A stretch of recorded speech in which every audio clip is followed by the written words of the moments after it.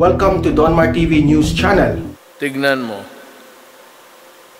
gamit nila ang pera, kinontribute nila doon sa yellow. Tignan mo nangyari. Wala tayong bishop ngayon. Di mo ba alam? Tinanggal. Binigyan lang tayong caretaker ngayon na pare.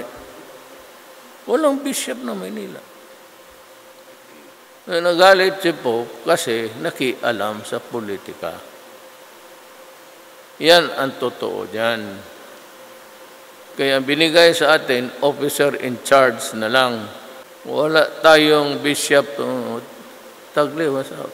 He was investigated. Yan ang open secret dyan sa... ako, presidente, siyempre malaman ko. Kasi nakikinig ako sa lahat. This one is altar of secrets. Sex, politics, and money in the Philippine Catholic Church. Aris Rufo, with the introductory piece of Marites Bitog. Patayin na to. Kung sino gusto magbasa nito, para gusto mo malaman, lagay ko lang dito. Kung sino lang gustong mag-hell, yan ang pantakot ng mga putang ina. Hell. You know, nomadic yan. 4,000 years ago, mga nomadic itong mga tao na to.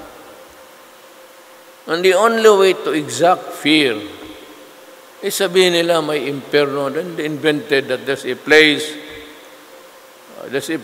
of where happiness, with a lot of virgins there. Dito naman, it's very peaceful and where your soul can rest. Really? Why do you have to rest? You are already a soul. Why don't you just travel the entire length and breadth of the universe and see the beauty of the creation of God? Hindi ang... remember, total meron man kayong... Hindi ako marunong nang mag-operate ng... You go into the period of Inquisition.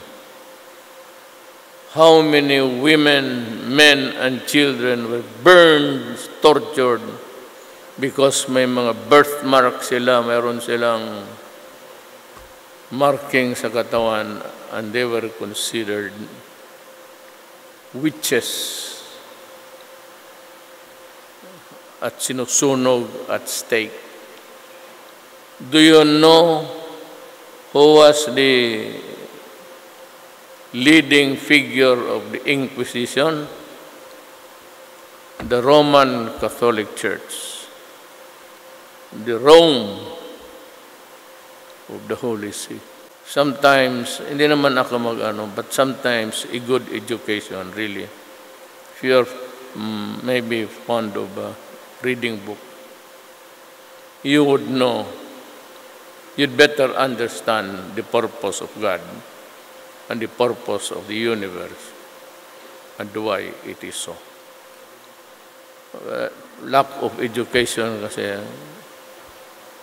it's really automatic. If you are not educated, then you are ignorant. So, ignorante ka, pasunod-sunod ka na lang. Ako, I believe in God. I believe may undying deep faith in God.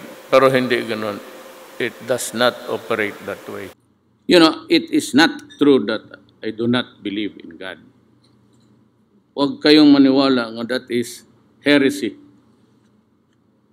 Ako po'y nakapag-aral naman ng konti sa, na-expel lang ako sa third year, pero most of my time, yan si Carlos Dominguez, kababata ko talaga yan, kapitbahay ko pa, talagang bright yan. Kindergarten pa, valedictorian yan. Yung kapitbahay niya ako, 75 lang. Nung pagka-third year, na-expel pa po. Tapos, without immodest about it, graduate naman ako ng Benedictines, San Beda. Pwede na walang Panginoong Diyos. Sinabi ko sa mga ugok bispo na yan, your God does not have common sense. My God has a lot of it. Kasi magkaiba ang perception natin sa Diyos ninyo, pati yung Diyos ko. I do not believe in hell. Why would God create a human being only to throw him to hell? Is that not stupidity? Bakit magawa ka ng tao only to prepare a place for him to suffer? Anong klaseng Diyos yan? Neither is there heaven. Bakit? Discrimination? Ibig sabihin mo lang kasi nakapag-asawa ka na, dalawa. Ibig mo sabihin, hindi mo na ako papasukin kasi dalawa ang asawa ko, yun lang isa. Di mapapasok doon.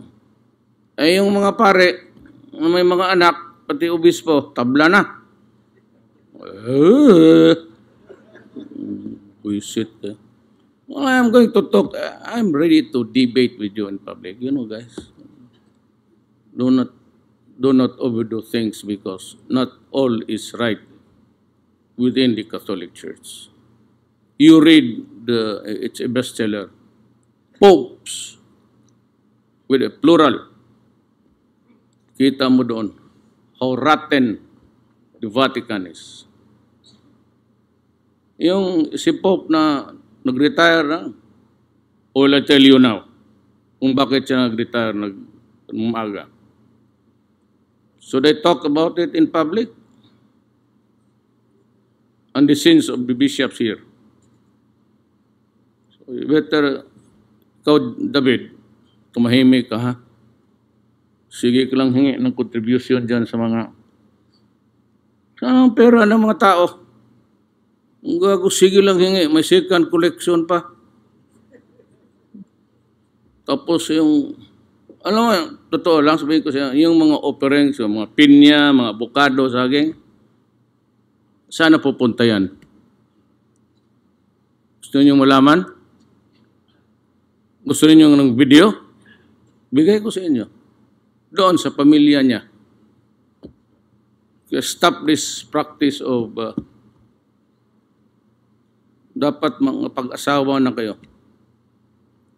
At humabol kayo sa akin, nakadalawang asawa ako, pati 4 na girlfriend. That is why I am suffering now. Thank you.